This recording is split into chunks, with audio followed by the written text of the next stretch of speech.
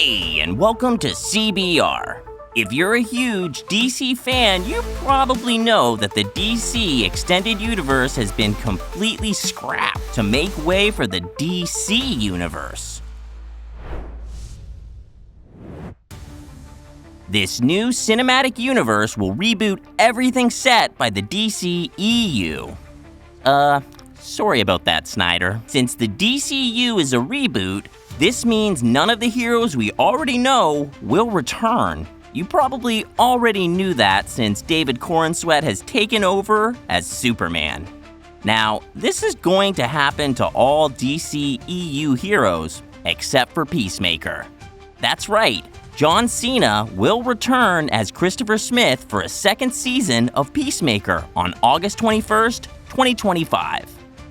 The Peacemaker's second season will act as a sort of reboot for the original show, and it will be a part of the DCU universe. This means now Peacemaker exists in the same reality as Superman.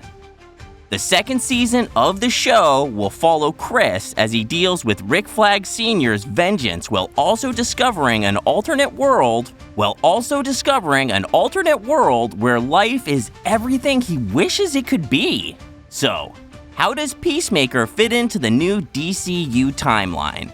James Gunn himself has revealed that Peacemaker Season 2 will take place right after the events in Superman. How amazing is that? Between this and the Creature Commandos Peacemaker cameo, everything is coming up together for the DCU. During his appearance at Hall H in the San Diego Comic-Con in 2025, James Gunn explained that Superman leads right into the events of Peacemaker Season 2. More specifically, the show takes place only a month after Superman fought Lex Luthor and rescued Krypto the Superdog from this villain. Gunn also reminded fans at Hall H that some of the characters in Superman will actually appear on Peacemaker. Gunn commented that Maxwell Lord and Guy Gardner will appear on the first episodes of Peacemaker, portrayed by Sean Gunn and Nathan Fillion, respectively. The exciting thing is that Gunn also said there's more to come. We already know Hawkgirl will be on the show too, and we are ready to see the gags about her talking with Eagly. I freaking love Eagly. How about you? And what else could make it into the series? There are tons of possibilities. From a Daily Planet journalist to the Man of Steel himself, we are excited to see the possibilities. Since Gunn has mentioned that Superman leads into Peacemaker, we can only wonder how much from the film will be on the show. Since Peacemaker will take place so closely to the Superman film, and it actually features members of the Superman cast, this means the series may include plenty from the movie. For example, the members of the Justice Gang will still be dealing with the aftermath of the fight against the Baravian forces. In Superman, Hawkgirl drops the president of Baravia from up in the sky. Now, the movie doesn't confirm if the villain is dead, and also a potential punishment to Hawkgirl for this. After all, she straight up murdered him, and no matter how much we may agree that he had it coming, the Justice Gang isn't above the law. Or are they? We can't help but wonder what Peacemaker and Superman's relationship will be like. Last season, Chris was very outspoken about his disdain for the Man of Steel and the Justice League. He spent the whole season commenting on outlandish rumors about them. But will things be the same this time? In the trailer, Chris comments that he wants to be a real hero. Is he maybe inspired by Superman and the Justice Gang? Or will his relationship with them be just as sour as before? Peacemaker Season 2 has been confirmed as a soft reboot. This means that no one will be recast, but some stuff may actually be retconned from the first season. While other things will be referenced, this is actually true for more than Peacemaker. James Gunn has already explained that the Suicide Squad also has some canon stuff in it, but some things will be simply different. And if we are remembering them wrong, this explains why Peacemaker killing Rick Flag Jr. is still part of the story, as well as Weasel surviving Task Force X. But perhaps Margot Robbie as Harley Quinn or Ben Affleck as Batman just won't be anymore. Does that make sense to you? It's actually pretty simple case-by-case explanation, and it's a very smart way of separating the good things from the DCEU from anything that should be left behind for the sake of the new universe. So, what's new and what's old on the new Peacemaker season? You will have to wait until August 21st to know for sure, but the trailers have revealed a bit about what's staying the same for the second season. It's safe to say that the will they, won't they romantic arc between Chris and Amelia Harcourt is still part of the series. Robert Patrick is set to reprise his role as Peacemaker's super racist father, Augie Smith. Could this be the same Augie that Peacemaker killed already? Or is he a variant from this new universe that Chris discovered? Additionally, the hilarious rivalry between John and Judo Master is still an ongoing affair. Clemson Mern, the rogue butterfly turned Argus agent, won't be returning for this season. This probably means the butterflies won't be a problem for Peacemaker in Season 2. But will they be completely retconned? Let's not forget Peacemaker actually saved Goth, the leader butterfly. If James Gunn had spared this creature, then the butterflies are yet another race that has been soft-launched in the DCU, like the many strange fellas in Creature Commandos. But what would be their role in the DCU in the future? The best thing about the upcoming cinematic universe is the endless possibilities. Besides the races, there are tons of details from the first season of Peacemaker that could make all the difference in the DCU.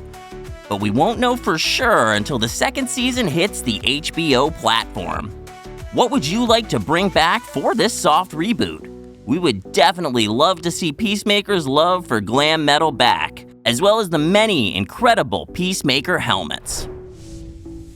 So Peacemaker is already in the DCU.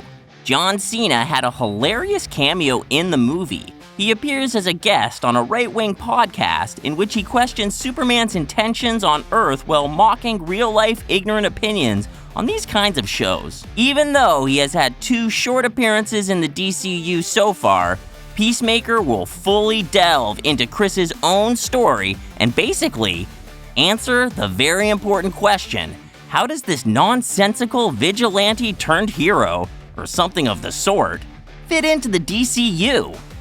This is the great question, especially after a beacon of hope like Superman just debuted. The Peacemaker Season 2 synopsis reads that Peacemaker will discover an alternate world where life is everything he wishes it could be. Although this will come with certain complications, the trailer already showed us that he is using Augie's pocket dimension as a bridge to other worlds. This means that Peacemaker will be dealing with some multiversal madness. In fact, the trailer hints at him meeting his own variant from this new world he will visit. But where is this place? We can't help but wonder if Peacemaker already hails from the new DCU reality, or if he will actually make a jump into it.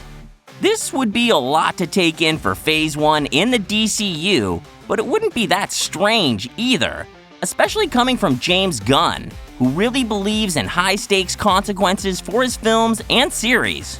So we think it's too soon for the DCU to get into this multiverse drama, but it would make sense for this new cinematic universe to clarify that there is, in fact, a multiverse. Especially if Gunn plans to treat the fans with an overarching storyline that will unfold in the future. What about anything we know already about the DCU? DCU Studios has a couple of years already planned, from the Supergirl movie to the Waller TV show. And speaking of Waller, although she isn't a main character in Peacemaker, the Argus ruthless leader is technically the 11th Street Kid's boss. So it would make sense for her to appear on Peacemaker Season 2.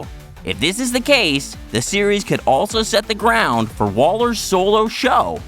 Additionally, the anti-hero morality of Chris in Peacemaker could definitely pave the way for other teams with the same ideas as him, like the Authority.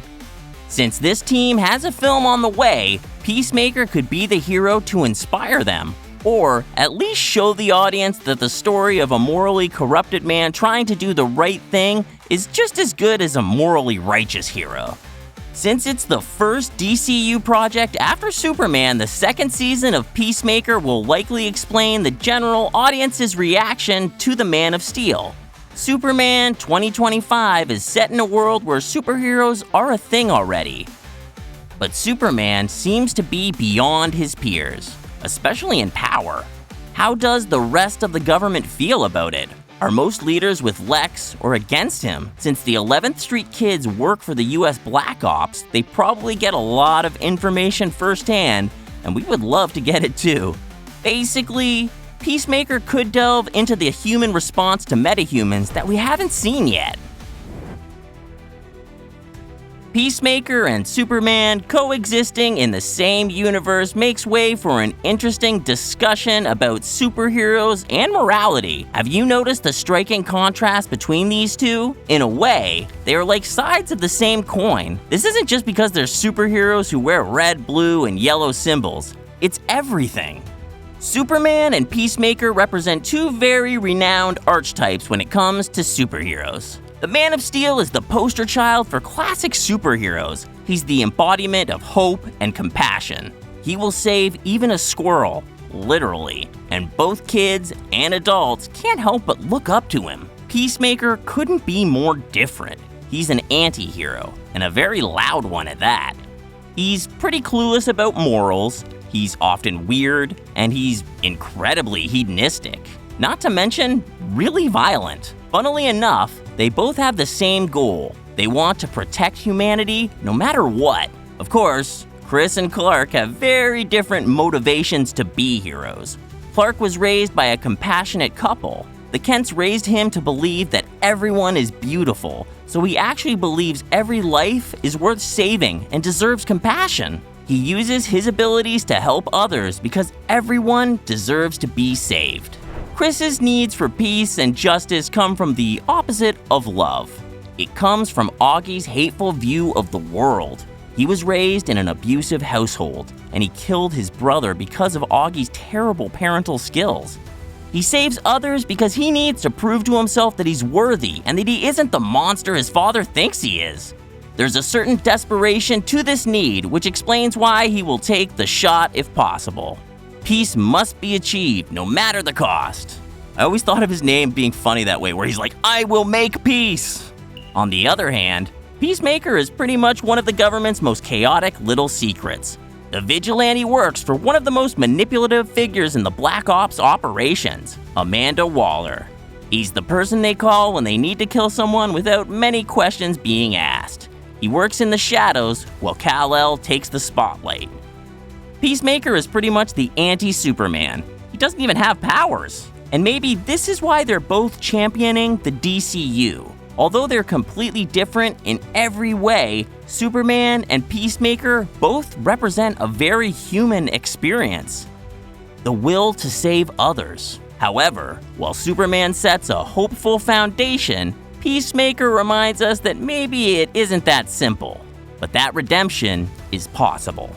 Both heroes and both ideologies are necessary to portray a realistic universe where a good, evil, and everything in between actually exists. The upcoming DCU slate is packed with tons of amazing movies and TV shows. There's Supergirl, Woman of Tomorrow, the horror film for Clayface, the Authority movie, and Batman's debut, The Brave and the Bold, as well as a second season for Creature Commandos, Lanterns, Waller, Booster Gold, and even Paradise Lost. Peacemaker could hint at some of the heroes on their way to the DCU, even if it's through a low-key joke on their kinks, as it has been done before. We already mentioned that it could dive into the world's perception of Superman, but it could also discuss the world's perception of all superheroes. After all, Superman is well beloved, but is a gritty vigilante like Batman just as popular?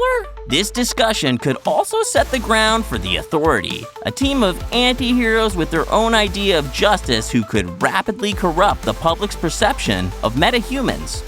What else would you like to see in the DCU? Let us know in the comments below. Until next time, thanks for watching CBR.